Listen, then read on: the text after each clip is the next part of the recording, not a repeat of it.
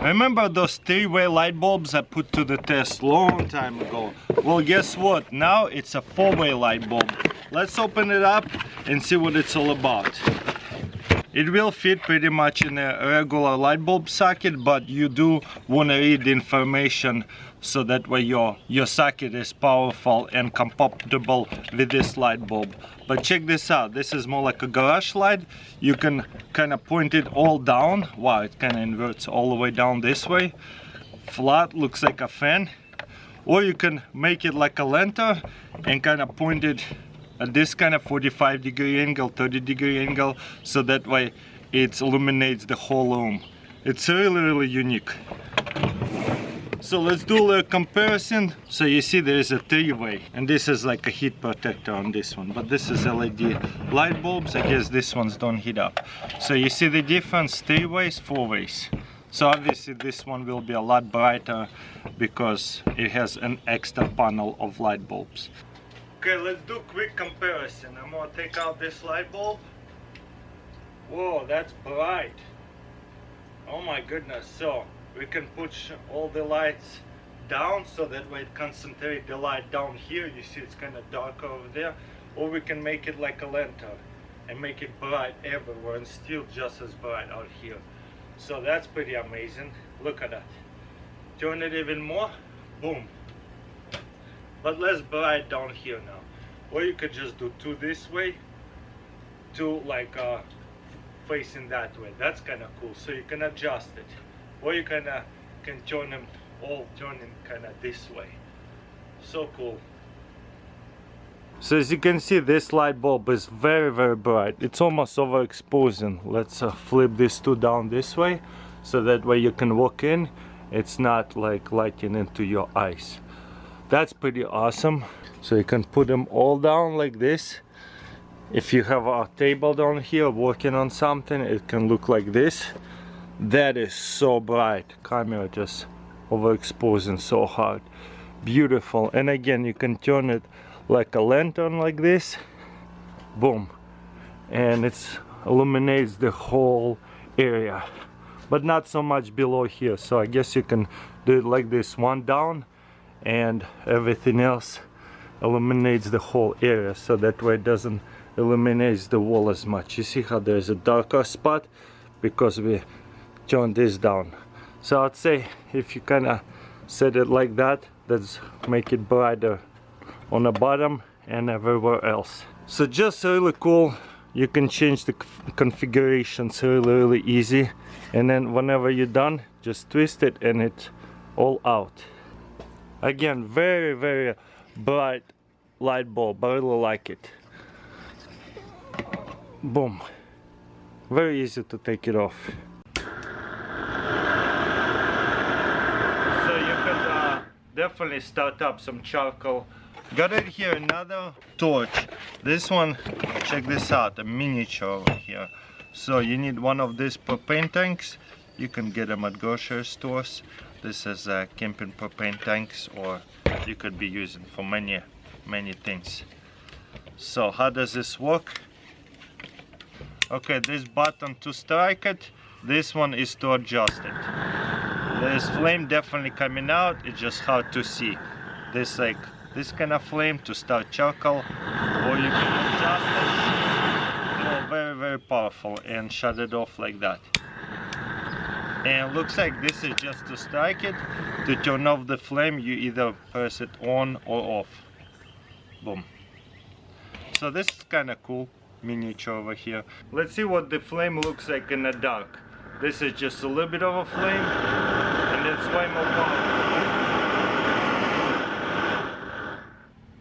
So you can have a little lighter and a much bigger blowtorch.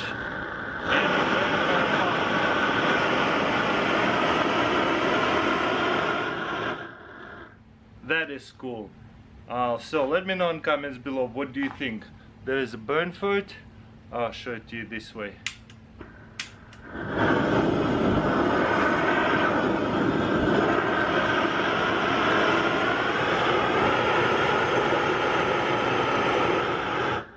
That looks like a jet out of the airplane. That's so powerful.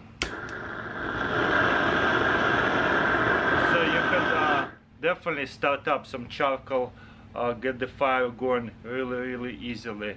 And house where I live, I do campfires quite a bit around the house, and as you can see, I'll be using it quite often.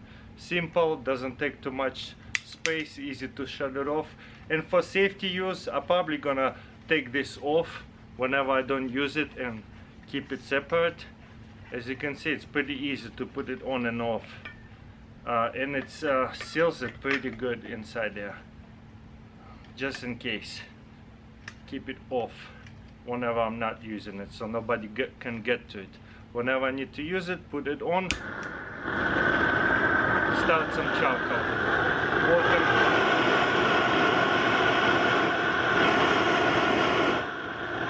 That thing is powerful. I really liking that a lot. Make sure you turn it off all the way. So yeah, definitely a really interesting one. I showed you not too long, very long handle. This one is a short one. So similar but different, in case you want it a little bit more compact. Let's actually try to start a fire.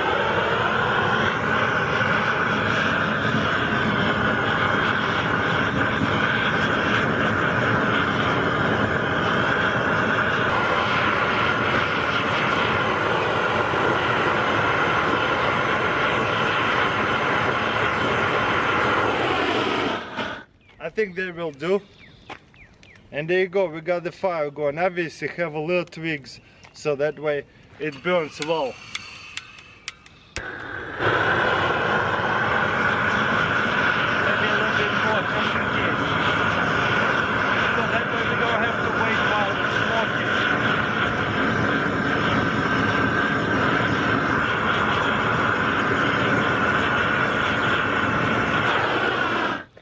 Alright. Looks like we got a good fire going now.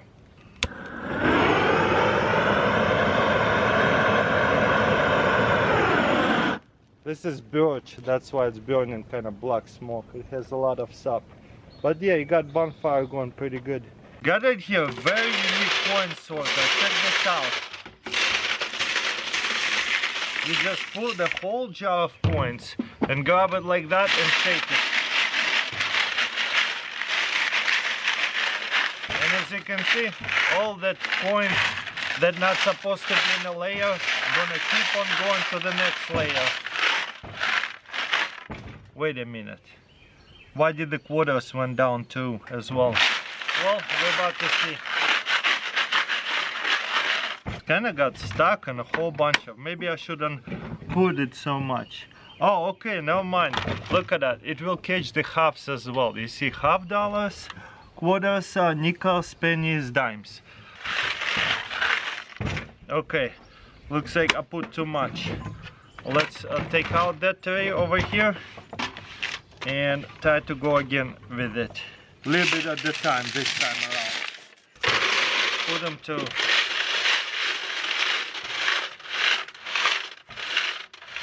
It's definitely a workout. So I would say with the quarters you want to pull out after a while all the separated quarters, put them to the side or in some kind of bin once you separated it, because it does get clogged up pretty good. Okay, then a little bit again and we'll shake it up again.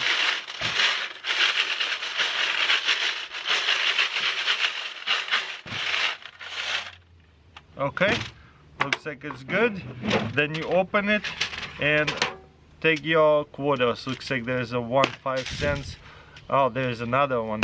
So I guess you can shake it up right here just to make sure. So it's kind of nice, but it's definitely very physically intensive. You see? It's 1, 2. Now that I got rid of a few points, it's a little bit easier now. So definitely doesn't take a lot.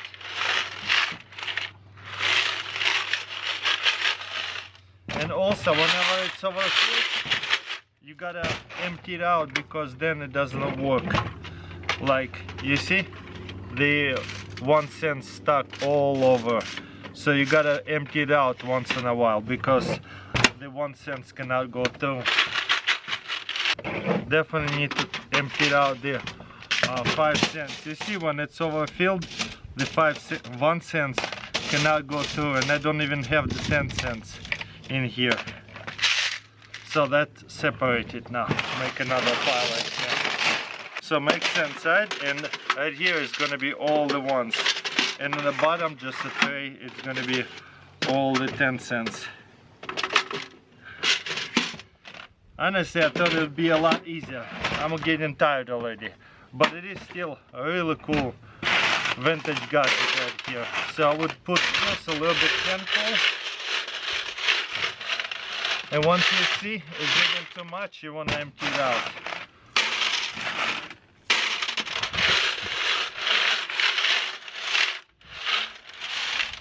Maybe a little bit more. This is so unique, don't you guys think? Now it's kind of getting a lot. We can open it, take all the quarters, put it in the quarters box. Take all the 5s. You see, maybe shake it through again. Make sure there's no 1 cent. Put it in a 5 cents pile. And same thing with ones. So that way the 10 cents can go through. And yeah, very, very unique coin sorter. But definitely not the fastest one I've seen out there. The one that is like mechanical a little bit, even if it's manual mechanical, are way, way faster than this. And also I'm getting tired. This is quite heavy. But it is fun to have. Definitely very, very unique coin sorter. It's loud. Okay. We got 25 cents, 5 cents, separated as well, and 1 cent. You know what's cool about them too? They're pretty rare, hard to find on eBay. Got it here, Optimus 111 vintage camping stove. Pretty sure this is alcohol stuff. Look at it, how it's unfolded. It will slide over and unfold it. That's so cool. Also, it comes with one of this, couple of wrenches, as you can see. So that is so beautiful. So this is a fill tank, and this side here, the regulator. You put it on, open it, close it. It says made in Sweden. There's a whole bunch of them. I think they still making products. This side here, a pump to build up the pressure. This is 99% alcohol. I hope it will work with this fill. From what I understand, this is alcohol stuff. We will need, looks like, a match. Make sure you close this and put it away in a safe place. Also, what we'll have to do is put some of that fill on the bottom over here. On the bottom tray down here. Okay, it's burning. And let's open this side here. And it's burning right there. Ooh, it's burning a lot. So I turn it off a little bit, maybe open it a little bit this time. And maybe we gotta build up the pressure. Okay.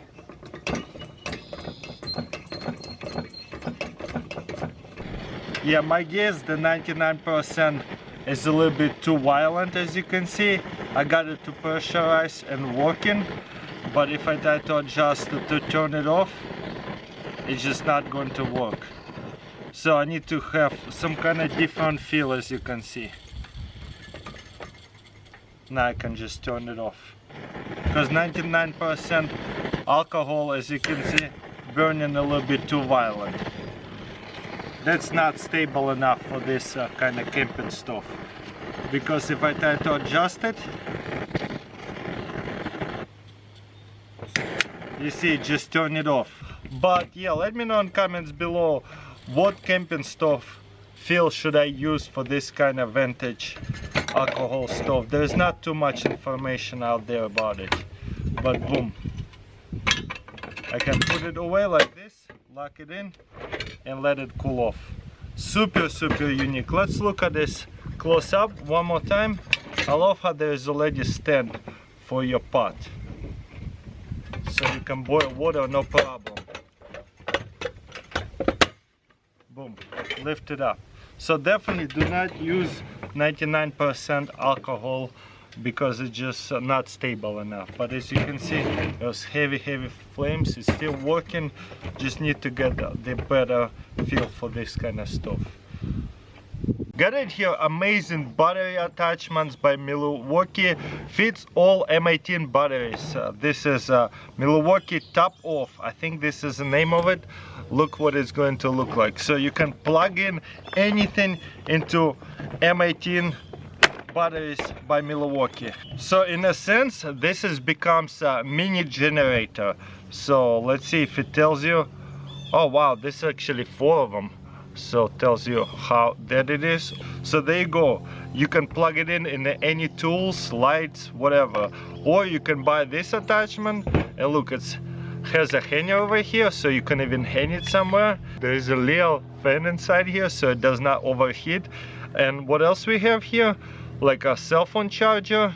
Is it 2 of them? Oh wow, there's a different type of cell phone charger. And I guess this is on and off for these plugs, and right here on and off for that plug. And there's a light for overheating, but there's a fan over here. I guess don't put it in the direct sun, so that way it does not overheat. So it's almost dead. I need to charge it up. So let's plug in the drill. This thing is all the way power. To get it going, press this side here.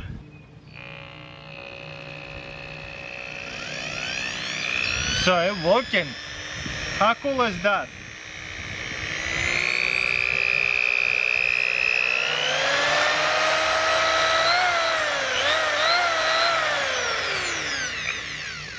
But I'll tell you what, that's whenever you use it in full power, this battery will shut off. So it's not made for super powerful tools. So this is pretty cool, but you gotta remember that some of these tools are way too powerful for this 18-volt batteries. So looks like this is mostly plugged in your laptop, tablet. You know, my laptop has to have this kind of plug, charging up cell phones, because these powerful tools that require the plug a little bit too powerful for this little thing, because whenever we plug it in, it kind of starts,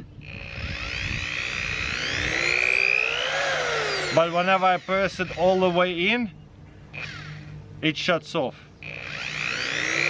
You see?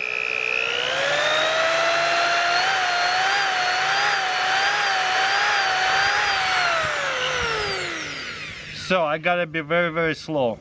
So maybe it will work for less powerful tools. You gotta remember how much volts you have over here.